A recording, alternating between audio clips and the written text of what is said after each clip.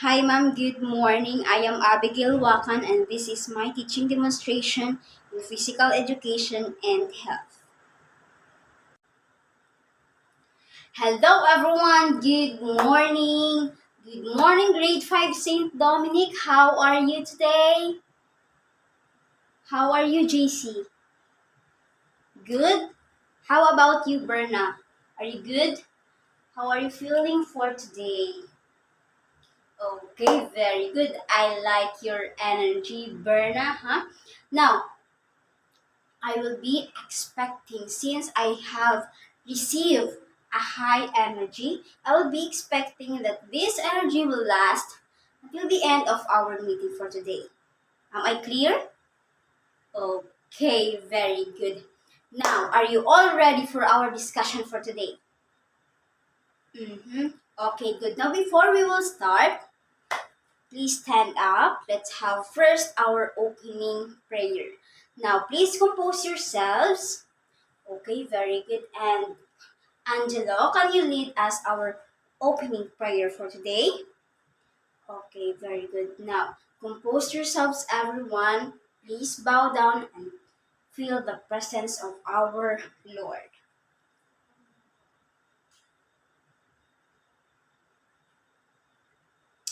Amen. So, again, grade 5 St. Dominic, good morning. Praise be Jesus and Mary.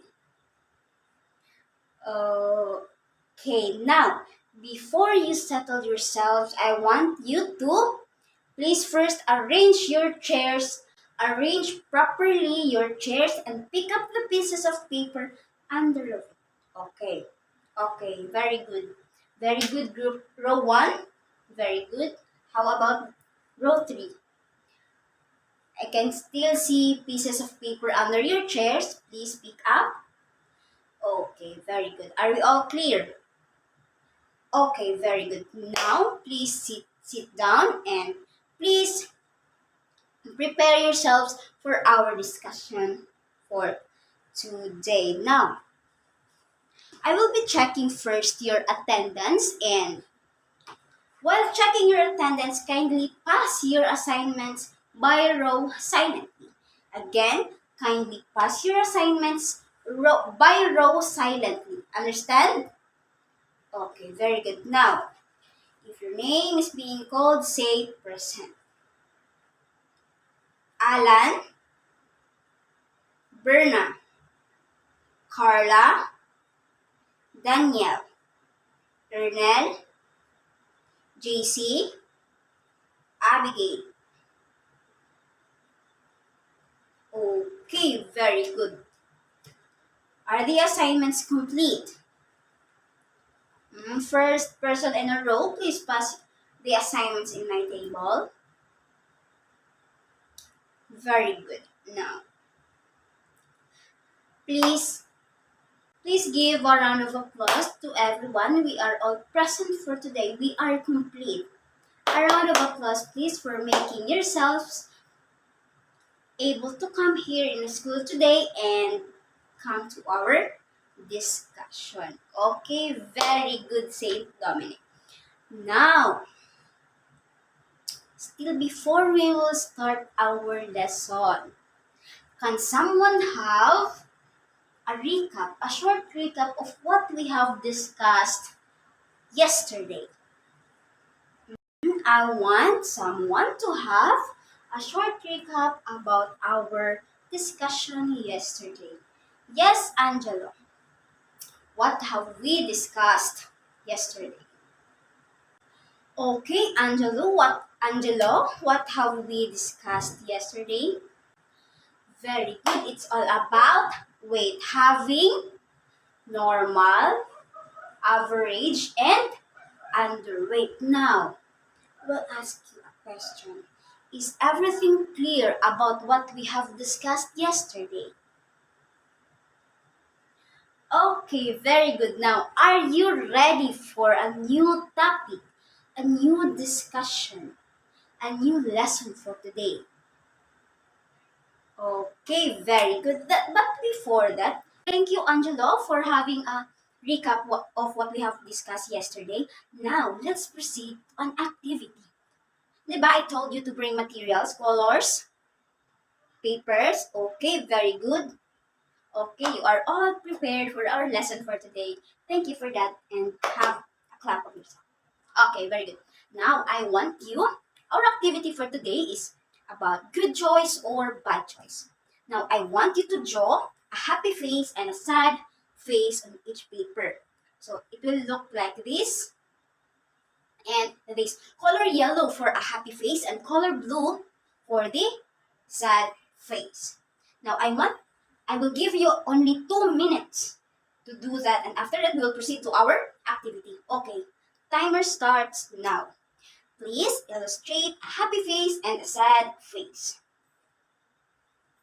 Okay, are we all good? Okay, thank you, Saint Dominic. So, now for the instruction of our activity, I will be giving a scenario for you, and after that scenario, there will be a following question. And for those questions, I will be asking, is it a good choice or a bad choice? Now, if your answer is a good choice, please raise the happy face. And also, if you think that the scenario or the question is all about bad choice, please raise a sad face. Understood? Okay, very good. So now the scenario is. So who wants to read? Saint Dominic, who wants to read? Okay, very good, Alan. Please, can you read the scenario? Okay, thank you for that, Alan. Okay, now Angelo is ill.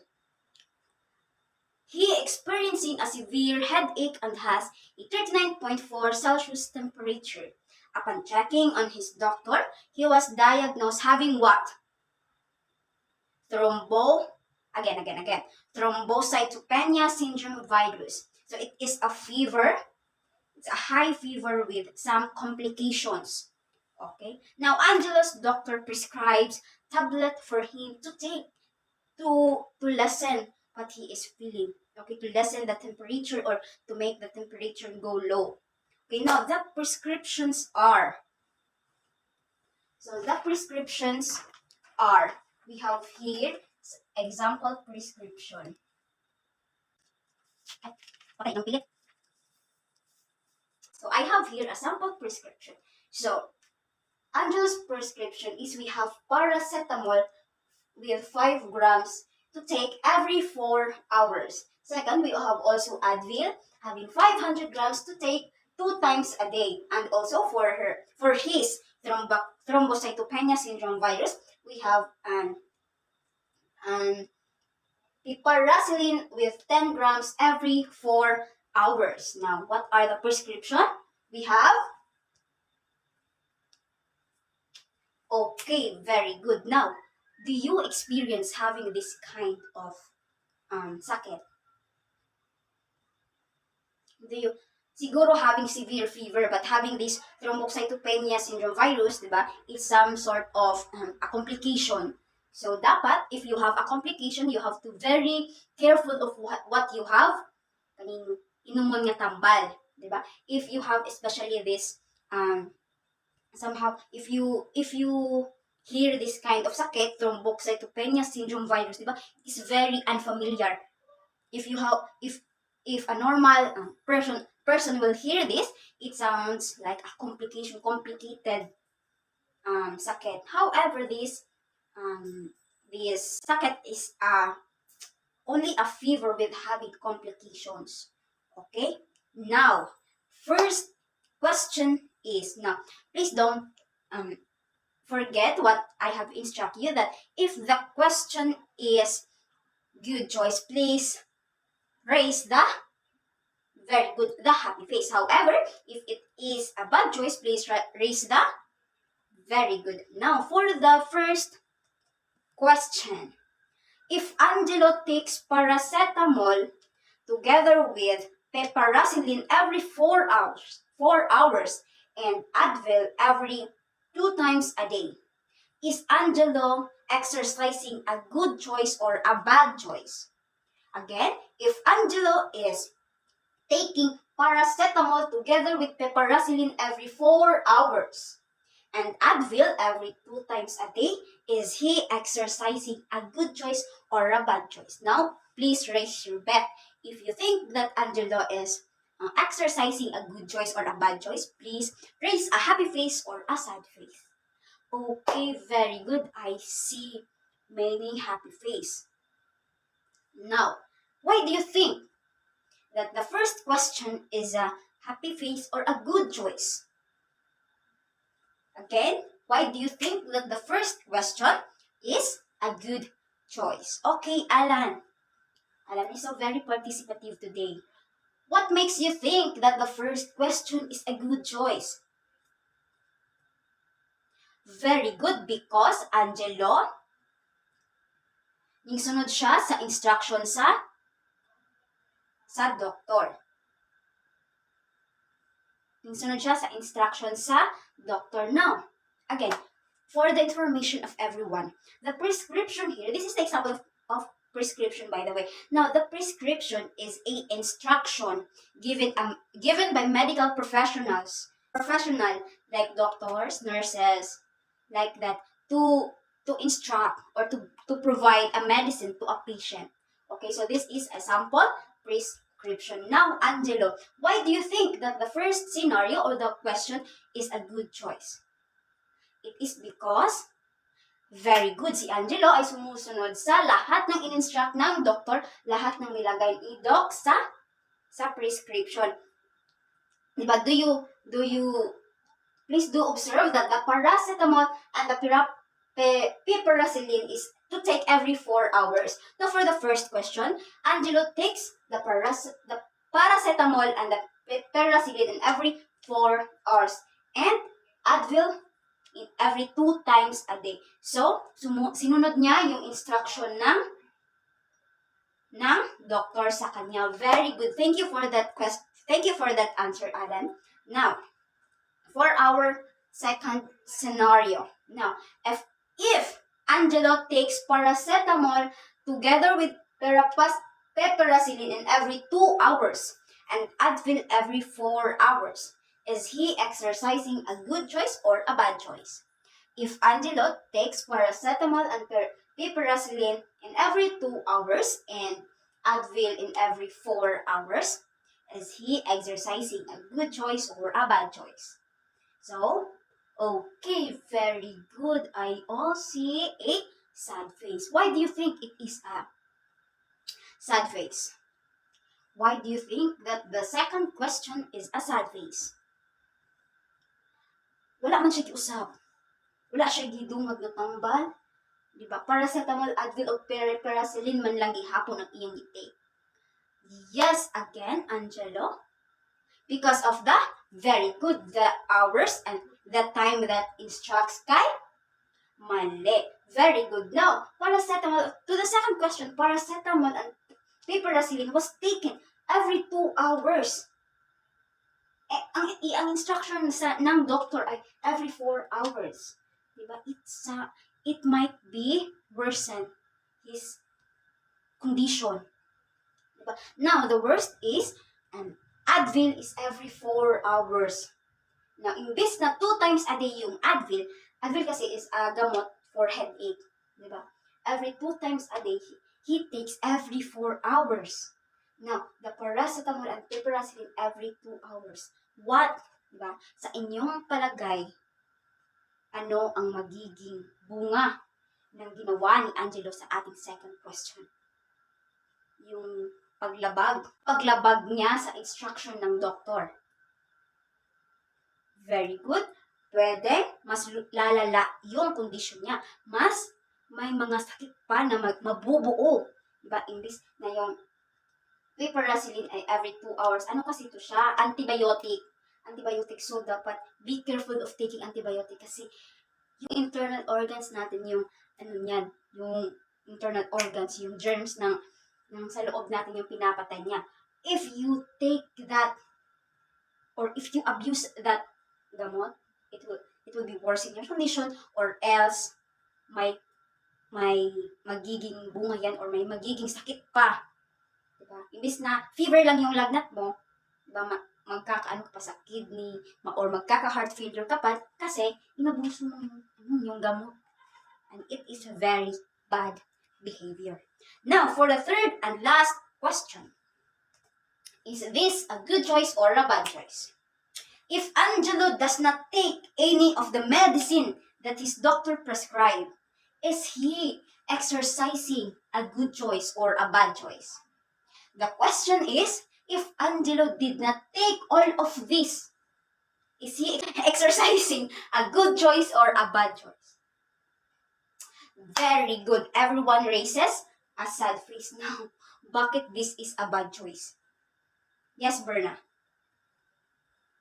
He is not obedient. Very good. He is not obedient. Imbis na maayo siya, di na siya maayo. Mas musamot pa na iyang gibati kay wala siya nag-inom sa gireseta sa doktor sa iyaha. Now, to the third scenario, or to the third question, dapat bang sundugon si Angelo? Kinsay nag-ingon nga dapat sundugon si Angelo? Wala. Very good. Wala. Nga naman. Nga dapat man nato inumon ang gireseta sa doktor para very good. Mas dalitang maayo. Nagpa-doktor ganit ta to check our condition, tapos ang doktor gihatagan ta og tambal og reseta to feel better, para maulian ta. Nya karon di mo unta mosunod sa giingon sa doktor or sa gi-instruct sa doktor. That is a bad behavior. Okay. Are we all clear? What lesson did you learn of Angela's scenarios? Very good. Dapat musunod ta sa kung unsay iingon sa doktor. Let's be obedient unto that person na responsible or knowledgeable sa atong gibati or sa ato ang sitwasyon. Okay? Very good. Now please keep that happy face and sad face under your chairs. Very good, because we will have our next activity. Now, I bet that this next activity is common or makabalojid mo because you are all grade 5. You all like candy, right? Now, this is an activating knowledge. I want to test all of you if you know the difference between candy and a medicine. Why? And why do you say so that this is candy and this is a medicine? Okay, now, candy or medicine. Now, for the instruction of this, sige, I will divide the class. This is the group 1 and group 2. And these are only 3 pictures, diba? 3 pictures. And for whoever group that will shout first or that will shout the answer first will be having good point or a prize for me. I have a prize there in my table. Now for the first picture. No! I will count to 3 and shout your answer. If it is a candy or a medicine. Shh! Quiet everyone. Quiet. Okay, now. The first picture is a candy or a medicine. In 3, 2, 1. Oh my God! Dungan man mo. Unsaan na ako na, dungan man mo. We all tie. Tie muna kayo for this round. Now, we still have 2. Again, is this a candy or a medicine? Candy, why? Nakita mo siya sa mercury drug. What do you think is the name of this candy? Double mint. Very good. Pero, everyone's answer is correct. This is a candy. Now, for the second question is 1, 2, 3. Medicine. Very good. Manong kabalo mo? Nakatry na ba mo og inuman nga tambal? This is an antibiotic, by the way. For its packaging, I think this is a mefenamic or mga tambal sa man. Why? Because of its nakakita lang mo. Now for the third picture, is it? Very good. Kamo nalagi tanan, kamo na tanan na i-prices na ko. Ay, kabala ka, daghan food prices sa likod. Now, for this picture, why do you say nga candy ni siya? Angelo? Because of its sweet appearance. Very good. Diba? As you can see, candies are having sweet appearance. Mas kaakit-akit silang tingnan kaysa sa medicine. When you look at medicine kasi, makabalo jud ka katambal yun na siya kay dili siya nakakaakit. Naajoy part magud na sa naaman joy tambal. Yes, namin tambal nga belong sa candy for like children, chewable, but medicine pa rin siya. Under medicine, nakatry na mo anang chewable na na tambal. For that, we can murag ka ng kasagaran chewable kay mga vitamins man, vitamin C, vitamin D, for the children. Okay, very good. Isang tanaw nimo sa tambal, makabalo jud ka nga tambal na. First, we have the packaging, di ba? Lahi ang packaging sa candy ug sa tambal. Okay, are we all clear? Okay, very good. Now, based on our activity, based on our activating knowledge activity and the motivation, what do you think is our new lesson for today? What do you think is the topic for today? Okay, yes, Berna, about medicine, about doctors. Okay, very good. So, before I will introduce to you our new topic for today, first we have our learning objectives. First, at the end of the discussion, we will be able to identify the difference between abuse and addiction.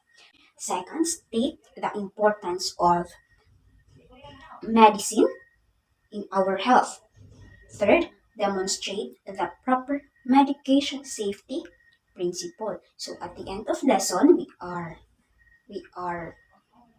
will be able to attain these learning outcomes. Now, our topic for today is about substance use and abuse. Now, what do you mean by abuse? Okay, what do you mean by abuse? First, what do you mean by abuse? Abuso, yes, the Tagalog translation of abuse is abuso. Second, what maling gawain. Very good. Abuse is an improper way or improper practice or improper use of something. But improper behavior, improper action, that is abuse. How about substance? What do you mean by substance? Isang bagay. Minsan, ang substance ay yung mga ini-intake tulad ng tablets, medicines. Okay, very good. Now, the use of illegal drugs or the use of prescription or over-the-counter drugs or alcohol for purposes other than those for which they are meant to be used or in excessive amount is a substance abuse. So, the use of illegal drugs, alcohol, medicines, or any substance, yung any makakain natin, di ba? The use of it, ang paggamit nito ay nakakasama. Ang maling paggamit nito ay nakakasama. Ang paggamit ng sobra, hindi tama, ay nakakasama. For example, pag-aabuso ng medisina. What we have learned about Angelo's scenarios. Angelo's case, diba? It was a substance abuse. Una, hindi pag-inom ng tamang dosage, yung mga grams, sa tamang oras, hindi pag-inom sa tamang oras. Pangalawa, yung hindi din pag-inom ng lahat ng prescribe or yung pag-inom man lang ng sobra. Sobrang pag-inom ng gamot, sobrang pag-inom ng alcohol is an abuse. Now, substance abuse may lead to social, physical, emotional, and job-related problems. Now, ang Lahat naman ng sobra, yung mga maling ginagawa ay may mga bunga. May mga bunga, may mga kapalit, may mga resulta. Kung mag-aabuso tayo ng medisina or ng gamot na prescribe or nireseta ng doktor sa atin, una, lalala ang kondisyon. It might worse our condition. Pangalawa, hindi tayo gagaling. Hindi, kundi may another na sakit na tutubo doon sa pag-abuso mo sa reseta o sa gamot na nireseta ng doktor. Pangatlo, physical. Magiging aligaga ka. Yung parang hindi kasi sapat or sobra-sobra yung dosage na in-intake mo. Diba? Magiging aligaga ka. May epekto yan sa utak natin. Yung sobrang gamot, yung mga ingredients ng gamot na yan, nakaka-apekto yan sa ating pag-iisip, sa emotional. Emotional, tsaka yung emotional, minsan, nagiging super masaya. Parang nagiging high ba? Yung hindi na nakakaramdam ng sakit, lagi na lang tumatawa. O minsan naman yung laging umiiyak, nagiging mentally unstable dahil umaabuso. And lastly, job-related problems. Kung ikaw ay nagtatrabaho at samantala umaabuso ng gamot na inireseta or ng alcohol, ini-intake na alcohol, maaring hindi ka makagalaw ng maayos, hindi ka makafunction ng maayos. Tulad ng pulis, di ba? Kung under alcohol ang pulis or nakainom, di ba? May epekto kasi yan sa ating galaw, sa ating kilos, sa ating pag-iisip. Yung pag-aabuso ng isang bagay ay may masamang epekto. Ganon yun. Now, against substance abuse is the use of illegal drugs or the use of the prescription or the over-the-counter drugs or alcohol for purposes that those for which they are meant to be used or in excessive amount. Isa pa pala, may nakalimutan ako. Yung uminom ka ng gamot na hindi dapat, yun yung inumin mo. Tulad ng nag-trending ngayon. Yung hindi makakatulog. Hindi siya nakakatulog. Parang arami niyang iniisip sa buhay, sa pag-ibig, sa pag-aaral, sa pamilya. Hindi siya nakakatulog. Umiinom siya ng gamot. 2 to 3 tablets tapos isang coke. Example yun sa pag-aabuso ng isang substance. It's an example of substance abuse. Kasi ang epekto nun, nakakatulog ka ng mataas na oras. So, kasi gusto niya na makakatulog siya kasi ilang araw na siyang puyat sa kakaisip, sa kaka-overthink ng mga bagay-bagay. Gusto niya makatulog ng matagal, kaya uminom siya. At anong epekto nun? Walang laman yung tiyan. Wala siyang ganang kumain kasi dahil sa soft drinks. Walang laman ang niyang tiyan. Wala siyang kain dahil mahabang oras ang kanyang pagtulog.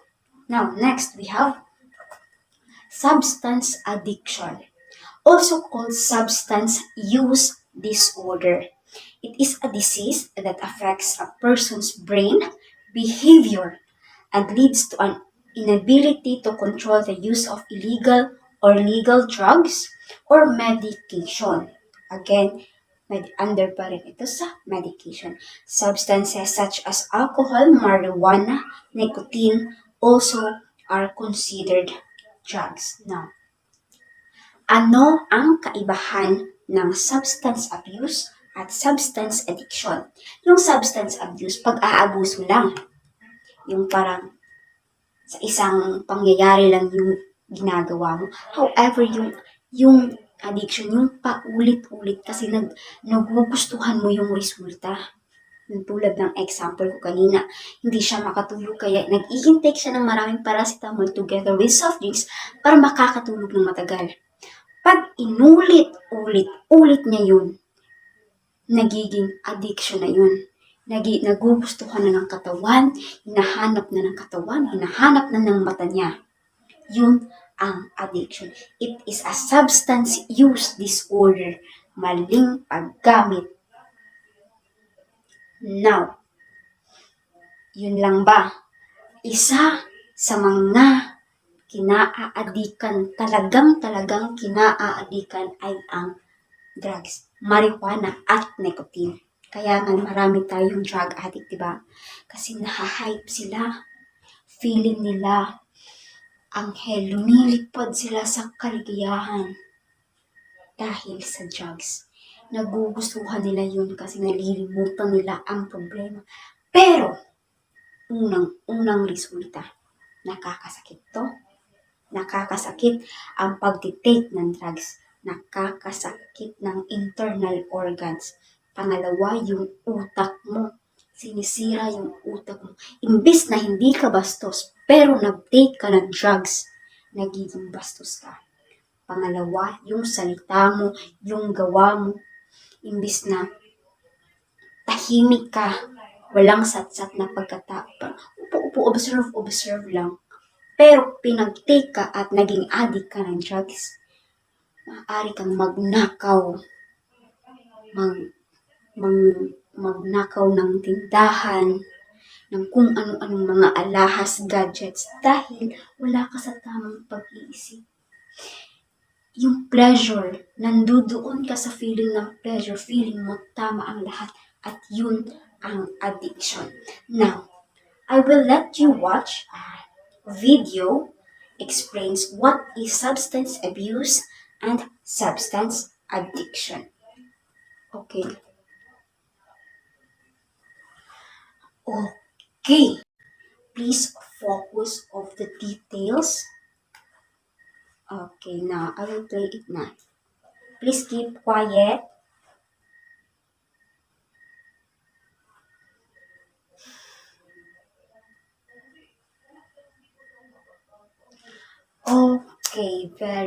Okay, good. Now, ang kasagarang gumagamit or nagsasubstance abuse at nagsasubstance addiction ay ang teenagers, yung sa mga edad nyo. Dahil unang-una, hindi sila aware. Hindi sila aware sa magiging resulta. Hindi sila aware sa kung ano ba talagang bagay yung ini-intake nila. Okay? Now, I have here an activity, and to clarify if that you understand substance abuse and substance addiction. Based on the video, based of what I have discussed, I want you to identify if it is a substance abuse or a substance addiction. Okay. Substance addiction.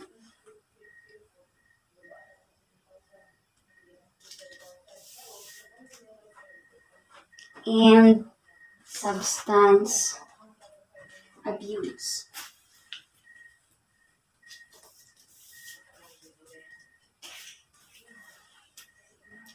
Okay, now, I have here 6 examples. Now, if you think that what you have picked is substance abuse, you will put it under substance abuse.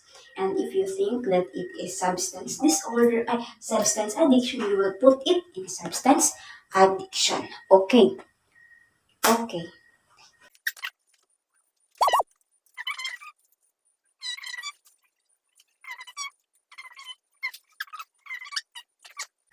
Okay, very good. A big applause to everyone. You put it a very concrete and very correct.